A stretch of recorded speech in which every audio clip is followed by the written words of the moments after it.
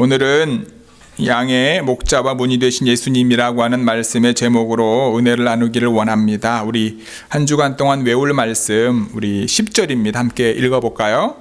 시작. 양으로 생명을 얻게 하고 더 풍성히 얻게 하려는 것이라. I have come that they may have life and have it to the full. 아멘. 2019년 1월 20일 한국 크리스천 투데이 기사를 보면은요, 2018년 기준으로 이단성으로 규정한 인물 및 단체가 55개, 그리고 사이비 또는 사이비성으로 규정된 단체가 11개로 보도하고 있습니다. 교단별로 기준이 달라서 정확한 숫자는 알 수 없겠지만 현재 한국에 존재하는 이단의 수는 100개 내외이지 않을까 생각합니다. 미국도 이단들이 많다고 그러더라고요. 수년 전부터 한국 교회를 어지럽히고 그리고 코로나 바이러스로 인해 세상에 해악을 알린 가장 잘 알려진 단체가 이단이 무엇이죠? 신천지, 그렇죠? 솔직히 신천지라는 한자를 풀어보면 뭐죠? 새 하늘과 새 땅입니다. 참 마음이 아프죠. 우리가 소망해야 하고 기대해야 하는 단어이지만 참 우리가 사용하기 힘든 단어가 되었다라는 거예요.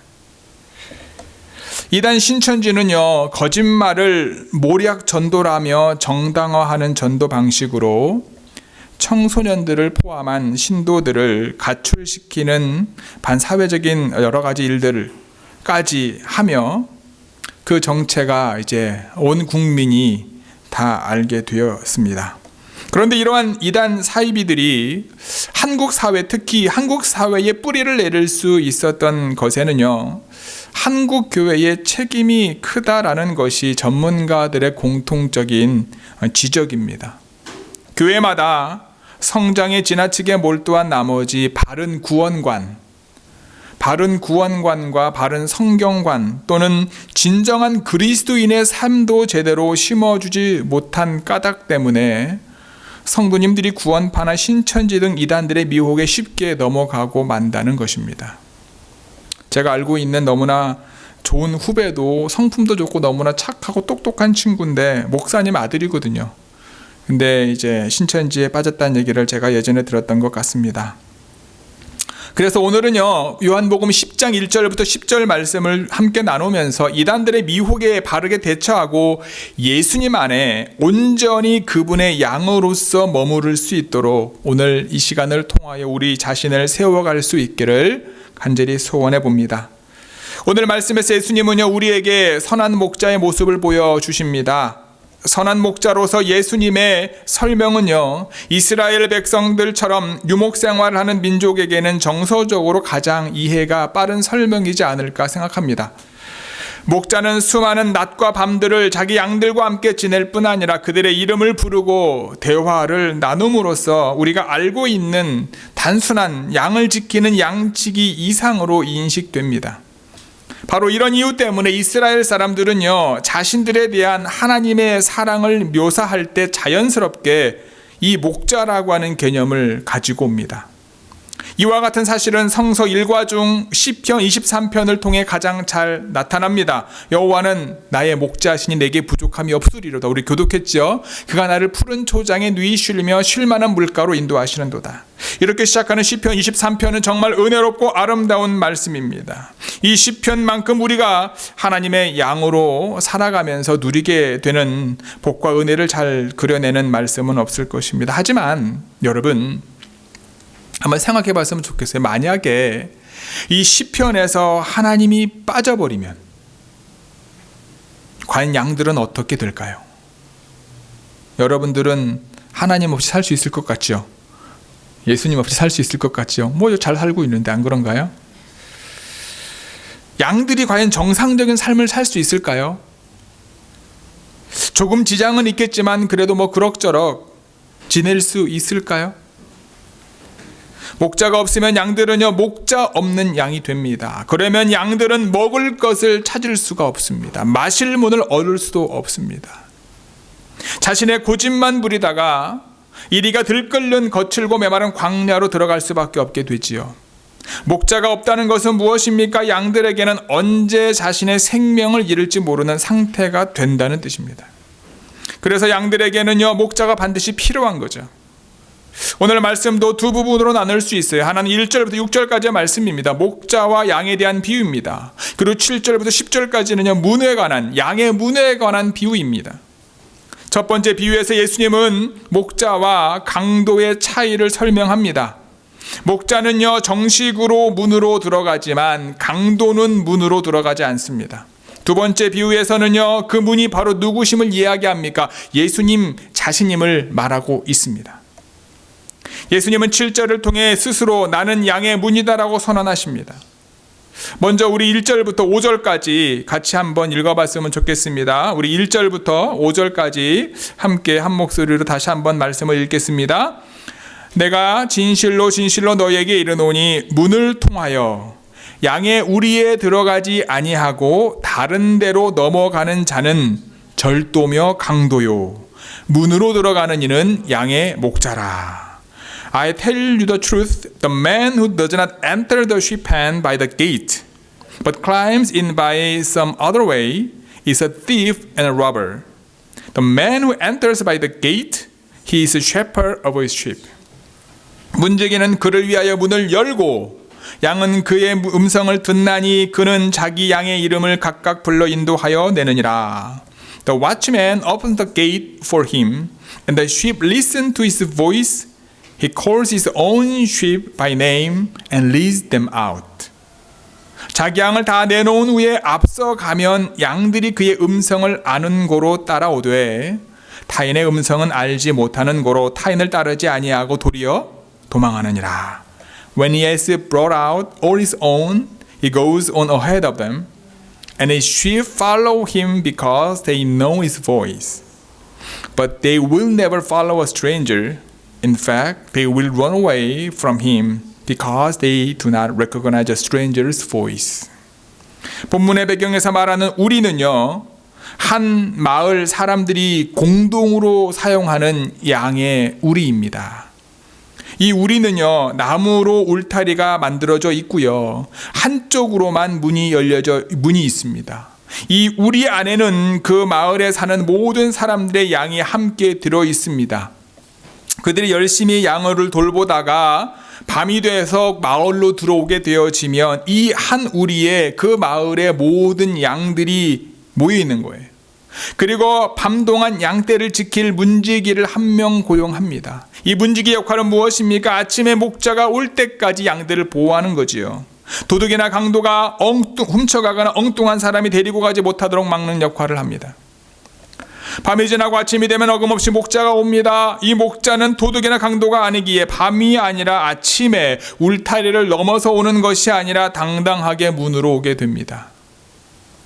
문이 잠겨 있으니 목자는 문지기를 부르겠지요. 문지기는 목자의 소리를 듣고 우리의 문을 열어줍니다.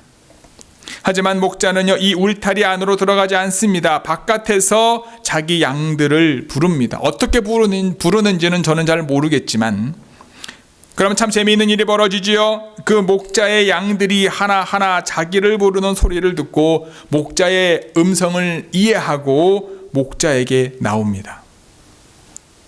그러면 목자는요, 콧노래를 부르며 양떼들을 이끌고 갑니다. 이것이 그 우리 앞에서, 양 우리 앞에서 아침마다 반복되는 흔한 풍경입니다.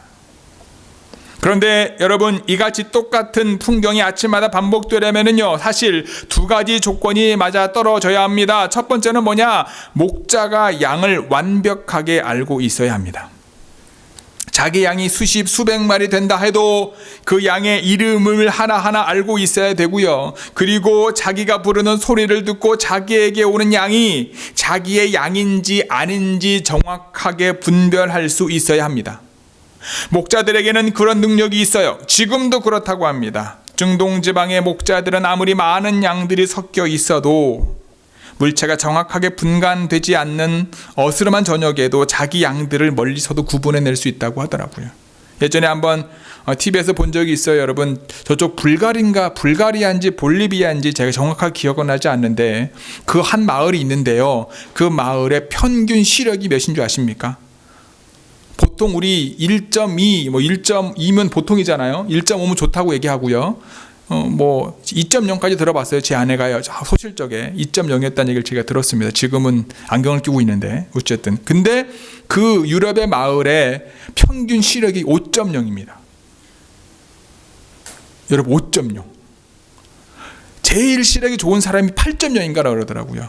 이게 어느 정도냐면은 여러분 마을의 높은 산 꼭대기에 나무 꼭대기에 올라가면은요, 저 수평성에 있는 그 고래나 큰 물고기들이 왔다 갔다 하는 게 보일 정도라 그러더라고요.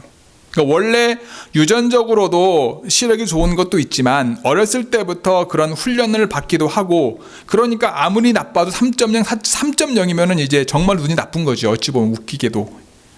근데 이 목자들도 보면 늘 자신의 그 양들과 함께 지내왔기 때문에 그 양들을 다 알아볼 수 있는, 또 우리가 볼 때는 똑같은데 그들은 알아볼 수 있는 거죠. 그런 눈이 있는 거죠. 그 정도로 양을 잘 알고 있으니 목자 입장에서는요, 우리의 울타리 바깥에서 자기 양의 이름을 부르는 것만으로도 충분한 거죠. 목자가 양을 알아보지 못하거나 자기 양을 빼먹을 일은 없기 때문에. 둘째는요, 여러분, 양들이 주인의 음성을 다른 사람의 음성과 정확하게 구분할 수 있을 뿐만 아니라 목자가 자기의 이름을 부를 때 그가 자기를 부르는 것이라는 것을 알 수 있어야 되는 거죠. 양떼들은 시력이 굉장히 나쁩니다. 그 대신에 양들은요, 청력이 매우 좋다고 합니다. 작은 소리도 잘 들을 뿐만 아니라 이 소리 저 소리를 구분하는 능력도 뛰어나다고 그래요. 아무리 자기 이름을 불러도 그게 주인이 자기를 부르는 소리인지 아니면 다른 사람의 자기 이름을 부르는 것인지를 구분할 수 있다고 합니다. 그래서 양들은 언제나 자기 목자의 음성을 듣는 일에는 실패하지 않는 거죠. 만약 우리가 그 동네로 가서 아침에 이 광경을 본다면 모두가 다 신기해서 되게 신기해하고 눈이 동그래질 거라고 생각합니다. 그런데 놀랍게도요, 이러한 이야기는 우리와 상관이 없는 이야기가 아닙니다. 예수님은 이것이 바로 예수님 자신과 성도들의 관계라고 우리에게 말씀하고 있는 거죠. 사랑하는 좋은교회 성도 여러분, 우리 예수님은 저와 여러분들을 알고 계실까요? 얼마나 잘 알고 계실까요? 저는 믿습니다. 예수님께서 저의 이름을 알고 계실 거라고 저는 믿습니다. 예수님께서 여러분 한 사람 한 사람의 이름을 알고 계실 거라고 저는 믿습니다. 제가 이제 여기 온 지 작년 7월 마지막 주에 왔으니까 7월 마지막 주에 와서 8월 첫 주부터 저희가 여기 사역을 시작했잖아요. 처음에는 솔직히 말씀을 드리면은 사람 이름이 잘 안 외워져 가지고 애들이 이름이 뭐지 헷갈리기도 하고 막 이랬었는데 지금은 이제 다 알게 되는데, 수많은 사람들을 주님은 다 아실 것이라고 저는 믿습니다. 그럼 우리는 어떻게 주님의 음성을 분별할 수 있을까? 사람 사이의 관계의 원리는 몇 가지가 있습니다. 첫 번째, 인간관계의 깊이와 친밀감은요, 함께 지낸 시간과 비례합니다. 이 시간을 뛰어넘을 수 없습니다. 그러니까 10년지기 친구와 1년지기 친구가 똑같이 친할 수 없는 거죠. 둘째는요, 어떤 관계가 의미가 있는 관계가 되려면 반드시 그 관계를 맺고 있는 사람들이 그 관계를 위해 의도적으로 노력하고 헌신해야 됩니다. 그 노력과 헌신이 없으면은요, 그 관계는 아무리 함께 지낸 시간이 많아도 전혀 의미 없는 관계일 수밖에 없는 거죠. 이것은 사람들 사이의 관계뿐만 아니라 주님과 우리 사이의 관계에도 그대로 적용될 것이라 생각합니다. 어떤 사람의 신앙에 더디 자라는 이유는 예수님을 믿고 교회에 나온 지 수년이 지나도 제 자리인 이유는 한 가지죠. 그것은 그 사람의 신앙이 그 사람에게 별다른 가치와 의미를 지니지 못하는 이유, 바로 그거라는 거예요. 그것은 예수님께서 우리를 위해 자신의 모든 것을 주셨지만 예수님과의 관계를 위해 별다른 헌신을 하지 않았기 때문일 것이다 라는 거예요. 오늘 본문을 보면 예수님과 예수님의 양들을 묶고 있는 것이 바로 음성입니다. 양들을 부르는 목자의 음성입니다. 이 음성이 없다면 예수님과 양들 사이에는 아무 일도 일어날 수 없습니다. 결국 이 음성이 예수님과 우리들 사이의 관계를 만들고 세워가는 결정적인 역할을 하는 거지요. 그러니까 예수님께서 음성으로 우리의 이름을 부르실 때 우리가 그 음성을 알아듣고 반응할 수 있어야만 우리와 주님 사이, 주님과 우리 사이가 특별하고 친밀하게 될 수 있다는 거죠. 그렇다면 이 음성은 무엇일까? 예수님이 이 음성으로 양들의 이름을 부르신다 말씀하셨는데 도대체 무엇일까? 답은 분명합니다. 그 음성은 바로 예수님의 말씀이겠지요. 예수님은 당신의 말씀을 통해 우리를 부르신다는 겁니다. 예수님의 말씀은 진리입니다. 진리를 듣는 귀가 예수님과 우리들 사이의 관계를 친밀하고 특별하게 만들어 간다는 거죠. 우리는 무엇보다 우선 그 귀를 만드는 데 헌신해야 됩니다. 늘 성령의 충만함의 은혜를 구하고 세상의 말보다 하나님의 말씀에 더 귀를 기울이는 믿음의 고백과 헌신이 필요한 거죠. 하나님의 말씀에 겸손하고 정직하게 귀 기울이고 그 말씀을 마음을 다해 받아들이는 훈련, 경건의 훈련을 해야 된다라는 겁니다.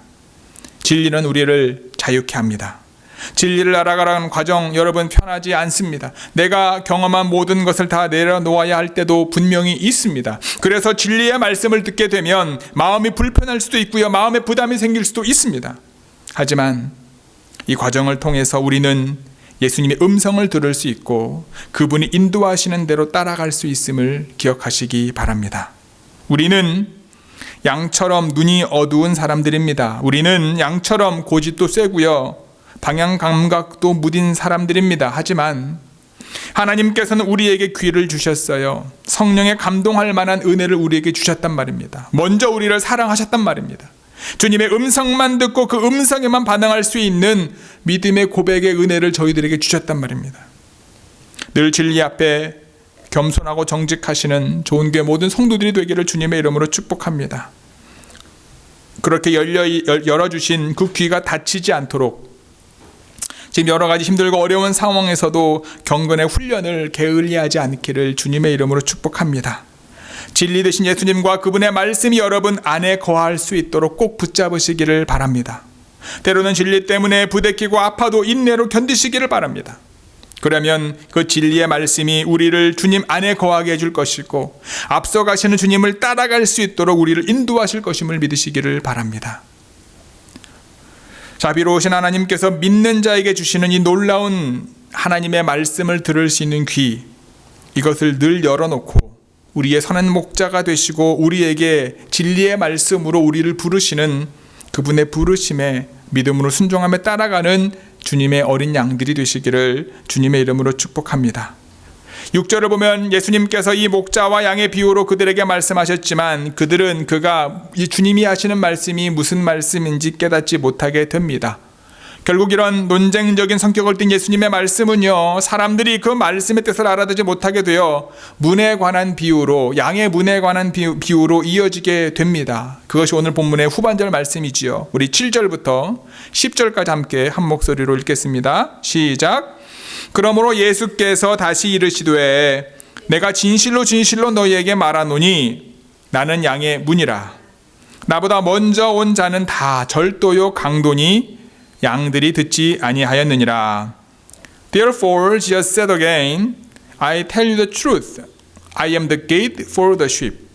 All whoever came before me were thieves and robbers, but the sheep did not listen to them. 내가 문이니 누구든지 나로 말미암아 들어가면 구원을 받고 또는 들어가며 나오며 꼴을 얻으리라. 도둑이 오는 것은 도둑질하고 죽이고 멸망시키려는 것뿐이요 내가 온 것은 양으로 생명을 얻게 하고 더 풍성히 얻게 하려는 것이라. I am the gate. Whoever enters through me will be saved. He will come in and go out and find pasture. The thief comes only to steal and kill and destroy. I have come that they may have life and have it to the full. 아멘. 과연 누가 도둑이요 강도인 것일까? 당당하게 문을 통과해 양 우리에 들어가지 못하는 사람들, 양들을 죽이고 멸망하려고 하는 도둑이며 강도인 그들은 도대체 어떤 사람들일까? 예수님께서 계속해서 비유로만 말씀하고 계시기 때문에 도둑이며 강도가 누구를 두고 하시는 말씀인지 알아내기가 쉽지 않습니다. 어떤 사람들은요, 나보다 먼저 온 자는 다 절도요 강도다 라고 하는 8절의 말씀을 근거해서 구약의 선지자들을 겨냥해 말씀하신 것이라 주장하기도 합니다. 그리고 바로 그런 이유 때문에 어떤 필사본들은요, 다라고 하는 표현을 아예 삭제해 버린 것도 있고요. 또 어떤 사본은요, 나보다 먼저 온 자라는 표현을 삭제해서 그런 어떤 오해가 나오지 않도록 하기도 했었다고 합니다. 그러나 우리는 예수님의 이 말씀을 구장 말씀과 요한복음의 어떤 방향성들을 가지고 요한이 전제하고 있는 구체적인 상황, 즉 이스라엘의 종교 지도자들이 예수님을 거슬러 비열하고 집요하게 벌이고 있는 음모들을 감안해야 되지 않을까. 그러니까 나보다 먼저 온 자는 다 절도요 강도다라고 하는 8절에서 예수님의 말씀은 바로 바리새파 사람들, 제사장들을 겨냥하신 말씀이다라는 거예요. 그들은 스스로 본다 자처하지만 실제는 눈이 먼 사람들이었고, 스스로 안다라고 자처하지만 실상은 무섭도록 무지한 사람들이다. 주님이 요한복음 9장을 통해 말하고 있는 거예요. 그들은 그 눈이 멀고 무지한 상태에서 그리스도를 폭력으로 없애려고 했었습니다. 예수님을 쳐서 없애야지만 그의 양떼를 흩어지게 할 수 있기 때문입니다. 그래서 마태복음 26장 32절 1절에 보면 예수님께서 스가랴 13장 7절 예언의 말씀을 인용해서 제자들에게 이렇게 말씀하십니다. 같이 읽어볼까요? 시작. 오늘 밤에 너희가 다 나를 버리리라. 기록된 바 내가 목자를 치리니 양의 떼가 흩어지리라 하였느니라. This very night you will all fall away on account of me. For it is written, I will strike the shepherd and the sheep of the flock will be scattered. 참된 목자는요, 자기 양을 알고 자기 양을 지킵니다. 그러나 거짓 목자는 양떼를 쳐서 흩어지게 합니다. 도대체 무엇 때문에 그들은 양떼를 쳐서 흩어지게 하는 것일까요? 주님은 오늘 본문을 통해 이렇게 말씀하십니다. 도둑질하고 죽이고 멸망시키는 것뿐이다. 태초에 에덴 동산에서 사람을 유혹해 하나님의 형상을 잃어버리게 했던 사단은 지금도 거짓 목자들을 이용해 양떼를 쳐서 그리스도로부터 떼어 놓으려고 하는 거예요. 그러면 주님은 무엇 때문에 자기 양들을 지켜내려고 애를 쓰고 있습니까? 양으로 생명을 얻게 하고 또 풍성히 얻게 하려는 것이라. 지금 우리는 주님의 이 심정을 헤아려 생명을 지켜야 하는 시대에 살고 있는 것입니다. 이번 코로나 바이러스 사태로 지나면서 한국과 세계 각 교회에 많은 물음과 대안을 놓고 고심하고 있습니다. 그중 가장 관심의 대상이 되는 것이 바로 예배입니다. 사회적 거리두기의 일환으로 또한 교우들과 이웃의 건강을 염려해서 많은 교회들이 그동안 당연하게 여겼던 현장 예배를 온라인 예배 혹은 가정 예배로 전환해 드려왔습니다. 그러면서 교회들이 갖게 되는 물음이 있는 거지요. 첫 번째는 교우들이, 성도들이 온라인 예배와 가정 예배를 어떻게 받아들였는가 하는 것이고, 둘째는 주일 예배를 온라인 혹은 가정 예배로 하는 것이 과연 참 예배라는 측면에서 옳으냐라고 하는 질문입니다. 이 질문이 매우 중요한 것은요, 예배 생활이 그리스도인의 신앙생활 전체에서 매우 중대한 영향을 미치고 있기 때문이기도 하고 가장 중요하기 때문에, 그래서 더욱이 미혹할 자를 찾아다니는 이단들로부터 양들을 안전하게 보호하는 데 있어 참된 예배가 그 어느 때보다 중요하게 요구되고 있기 때문이지 않을까. 미국은 언제가 될지 아직 확실하지 않지만 한국은 이제 조금씩 현장 예배를 회복하는 분위기입니다. 여러 가지 지침들과 주의사항을 전달하며 숫자를 제한하여 현장 예배를 계획하고 있습니다.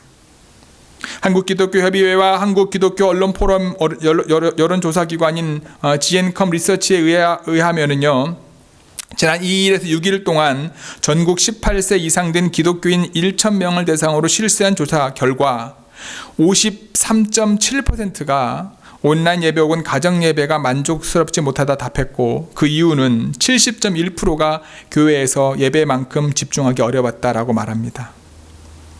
그리고 더 우리가 주의해야 될 사실은 뭐냐 하면은 여러분, 12.5%나 온라인 예배나 방송 예배가 가정 예배로 우리가 드리는 이제 교회 가지 않고 온라인 예배나 가정 예배 또는 방송 예배를 드릴 수 있다. 그렇게 하고 싶다라고 대답한 사람이 12.5%면 이제 100명 중에 한 10명, 12명 정도는 굳이 뭐하러 교회 가냐라고 하는 얘기를 하시는 분들이 있는 거죠. 한국에서 조사한 데이터입니다.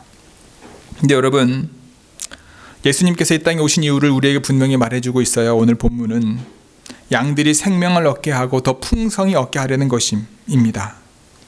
예수님 때문에 성소와 지성소를 가로막고 있었던 휘장이 찢어졌습니다.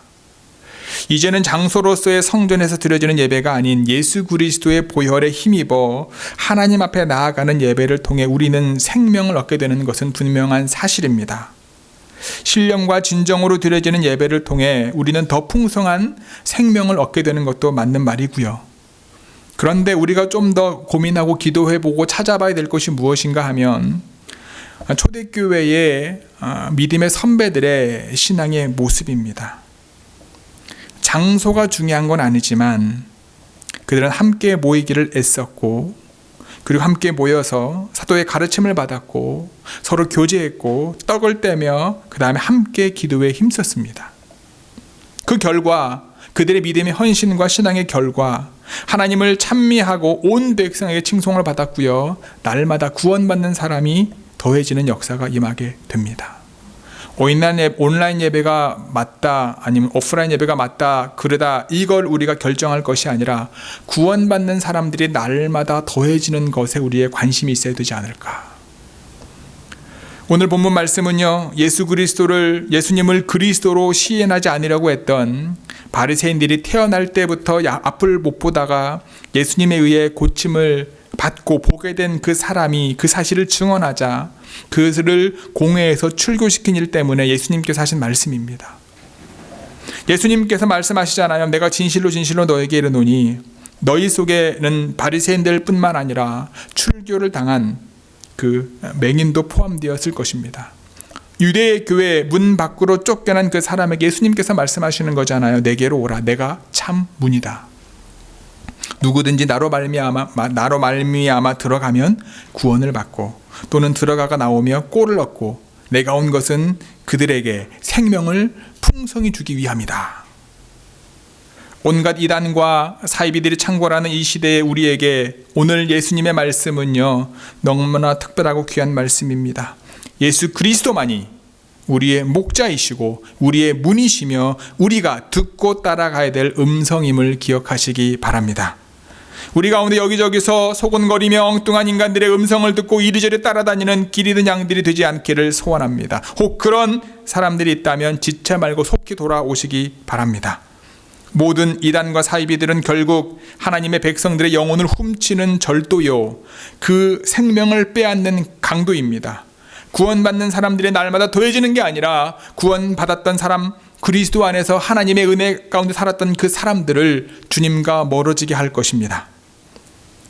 양의 문이 되신 예수님, 그분을 통과하지 않고 다른 데로 넘어 우리 안에 들어오는 것은 분명히 절도와 강도라고 말씀하셨습니다. 믿음의 성도 여러분, 예수님에게만 참 생명이 있고 생명의 풍성함이 있습니다.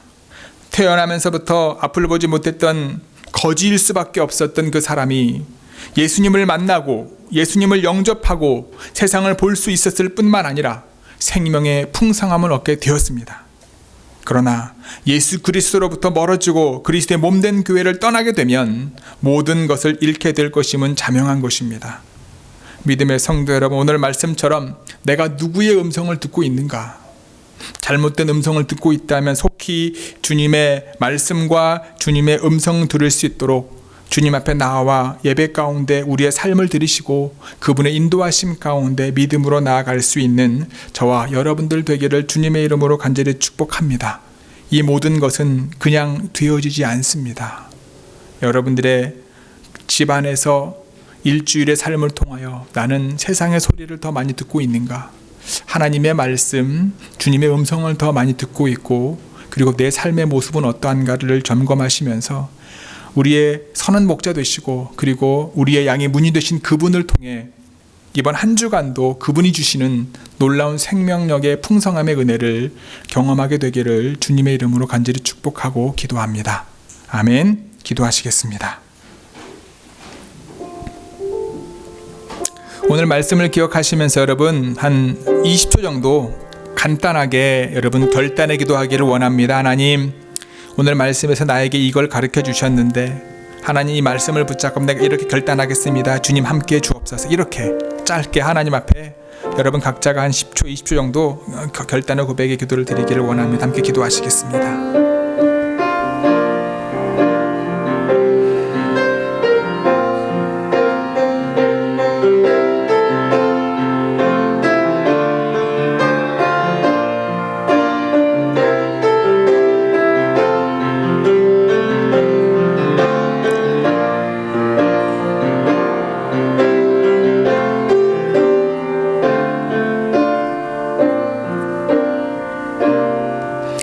하나님, 오늘도 말씀을 통해 예수님은 내 이름을 알고 나를 부르시는데 나는 어디를 하나님 두리번거리고 있습니까?